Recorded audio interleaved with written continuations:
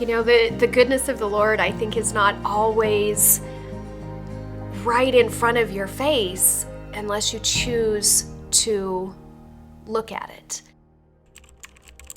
So I initially came to Christ when I was 16 years old. I attended youth group and was saved when I was a young teenager. But my testimony, I don't believe, really starts when I was 16. It actually starts a little bit further into it. So I thought that I had an untouchable marriage. And in 2015, my marriage fell apart. And so here I was with these two young children and a marriage that was certainly not heading in the right direction. In 2019, there was something that was going around that we were, I think, unfamiliar with as a population called coronavirus. At this time, my father and I were presented with an opportunity to travel to Israel with Charlie and the church. It was absolutely the most transforming experience that I think both he and I ever had. We saw some of the most amazing things, and we're so thankful for the ability to be able to have gone. A couple of weeks later, we returned, and my father began to experience some symptoms of what we did not know at the time, but was actually COVID. He went to get tested, and in fact did test positive for COVID-19.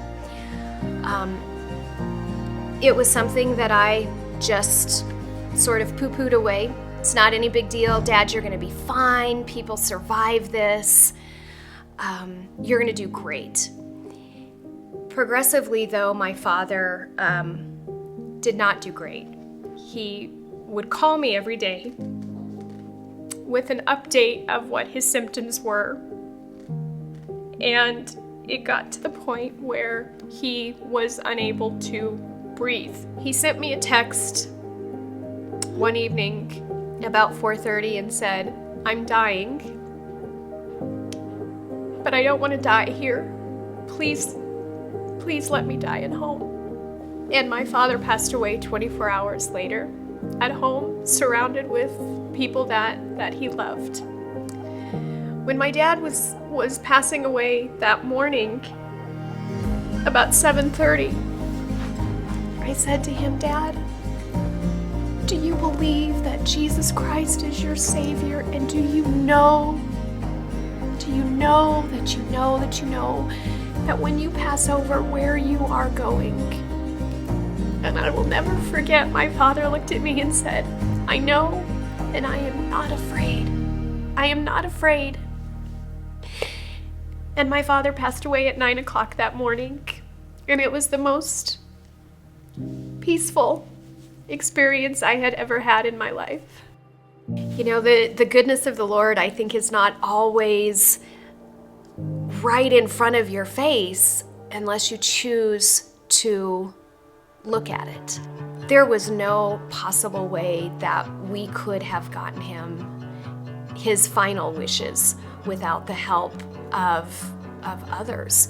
And I believe that God works in community. God works through the power that he has given to other people.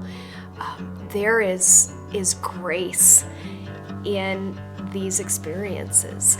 There is grace if you can humble yourself and reach out and ask God to get you through that moment, that next step. But he is there. He is there in the valleys. He is there in the ugly cry. And I remember so many days, so many Sundays when I was going through the divorce, just going down to the front of the church and just praying, and I had absolutely nothing left to get me through that next week. And having the women of our church lay hands on me and pray over me. And it was those relationships, it was this community that allowed restoration of my soul. I think it is, although challenging to say, when we are in those ugly cries and those ugly moments, that is when there is such power that comes from Christ. And it is reaching out our hand humbly to say, I can't do this alone. God is with us through all of these experiences. And if you look, and sometimes you do have to look, there is blessing upon blessing that is happening even in the most ugly of circumstances. God has worked absolute miracles in my life, and whether you believe it or not, God can absolutely do miracles in your life as well.